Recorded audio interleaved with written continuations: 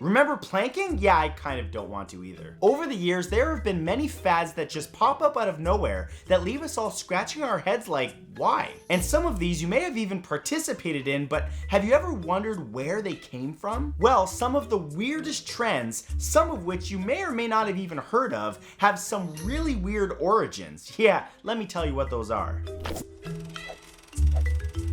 Here are the 10 weirdest trends no one understands. Number 10 is phone booth stuffing.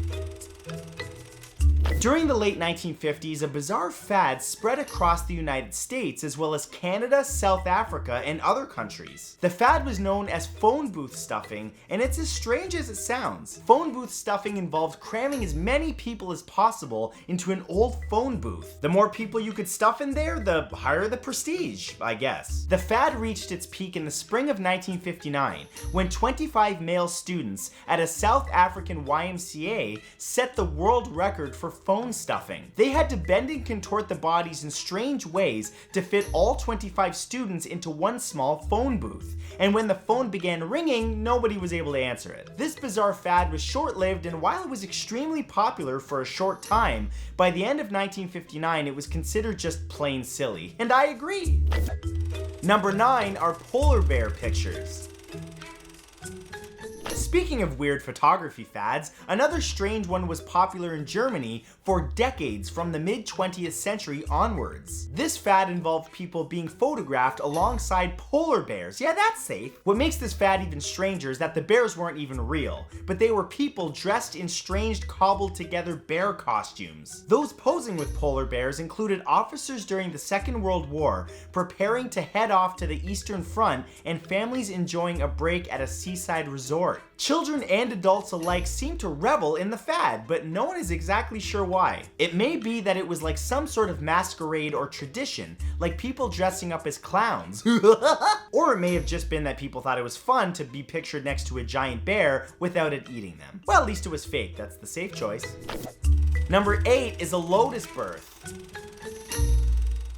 There have been a number of birthing fads over the years, many of them supposedly designed to deliver the most natural birth possible. However, the lotus birth, which has been popular at different times, has come back recently and it's weird. The idea of a lotus birth is that instead of the umbilical cord being cut once the baby is born, separating the baby from the placenta, it's that the placenta is allowed to stay connected to the baby for as long as 10 days. The argument for this is that somehow it's more natural and stops infection.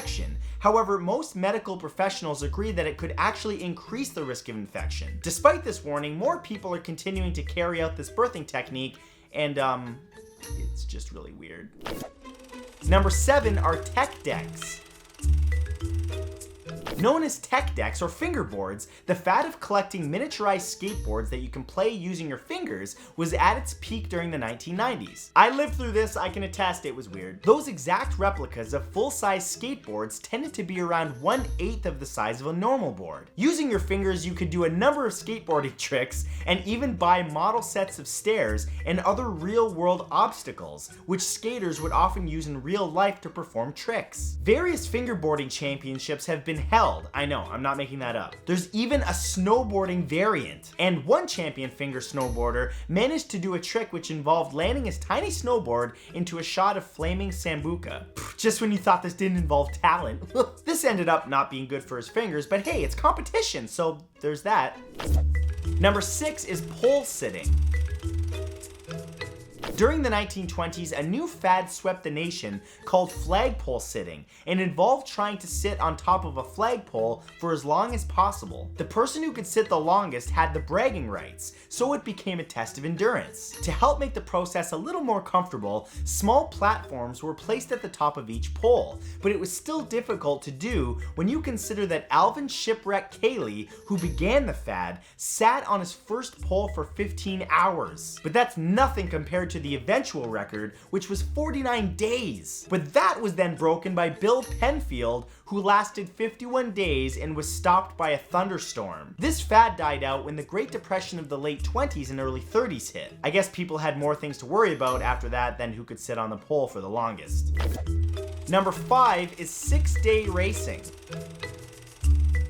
Six-day racing was a truly bizarre fad which tested a person to their limits. It started as a track cycling race in Britain, but was made popular in the United States. In 1891, the race became popular when it was held in New York. Back then, each team only had one rider, seeing who could stay awake to ride the longest. The thing is, this brought about delusions, hallucinations, and inevitably led to dangerous crashes on the track. This was all part of the allure of the six-day race. Yeah, allure, because I want to see a guy racing by going, "The devil's on my face!" It's clear that the riders caused themselves severe neurological and physical damage by staying awake for so long. Years later, the race would be watered down, allowing several people on one team to take turns. It even continues to this day in a safer format, but the original six-day race fad remains a mind-blowing feat of endurance to this day. Number 4 is goldfish swallowing. Among competing students in America, goldfish swallowing is one of the strangest fads of all time. It became popular in the 1930s and involves swallowing a goldfish live and allowing it to swim inside of you. And don't worry, before you get scared, the goldfish would always come back up, so they were safe. Kind of gross, but they would be safe. This act became sort of a rite of passage for students, with men and women getting in on the act. Some people would swallow more than one goldfish at a time to prove that they were the strongest. The origin of this fad may have come from a group of Chicago bartenders who performed magic tricks while serving drinks at a family restaurant. They would cut up carrots, lay them on their tongues, and move them in such a way to create the illusion that the goldfish was real. So the people caught up in the fad would have saved themselves the trouble of just swallowing carrots instead. You know, the vegan option. Number 3 are staged train crashes. People still flock to see stunt shows, monster truck shows, and demolition derbies. But that's nothing compared to the fad of staged train crashes. This spectacle involved ramming together 2 steam locomotives, running at full speed together until they smashed into pieces. Don't worry, there was no people inside, it's not dangerous, just weird and crashy. These train wrecks would pull large crowds, however some of the organizers didn't realize how popular this would get. For example, in September of 1896 in Texas, things got way too out of control. A fake town was erected for the event, which attracted over 40,000 people. There were so many people there that when the empty locomotives finally crashed into each other, there started to be a bit of concern for the audience, and therefore this trend just stopped. Why not just use Lego trains? Much safer and funner to build. Number 2 are black teeth. Ah yeah, this is a weird one. A number of cultures have embraced the fad of teeth blackening. In Japan, the process of blackening one's teeth is called ohaguru. People believe that by placing a black lacquer on their teeth and painting their eyebrows, that they would appear more beautiful. Some have suggested that the process was to make women less beautiful in order to stop extramarital relationships. However, teeth blackening was also seen in Elizabethan England. Queen Elizabeth I enjoyed sugary treats, and as a result, her teeth were rotten black. Other aristocrats also had rotten teeth, and so those of lower classes deliberately blackened their own so that they would appear to be a higher class. If you want to be seen as part of a higher class, just wear jewelry or something. Or get ringside tickets, or blacken your teeth, I guess. Ew. And number 1 are death portraits. Taking pictures of your family for your photo album to cherish important memories is something most people do. However, this was taken to extremes in the late 1900s when it became fashionable for families to photograph their passed on relatives before they were buried. Known as death photography, these passed on loved ones were dressed and posed in the photographs as if they were alive. These photographs became particularly popular when diseases such as scarlet fever and the measles killed people without robbing them of their appearance. Therefore, any photographs taken would make these people appear as if they were alive and not ravaged by some terrible illness. Along with these photographs, families would often also take trinkets from the loved ones, including locks of hair. Well, at least I know that's never gonna happen to me.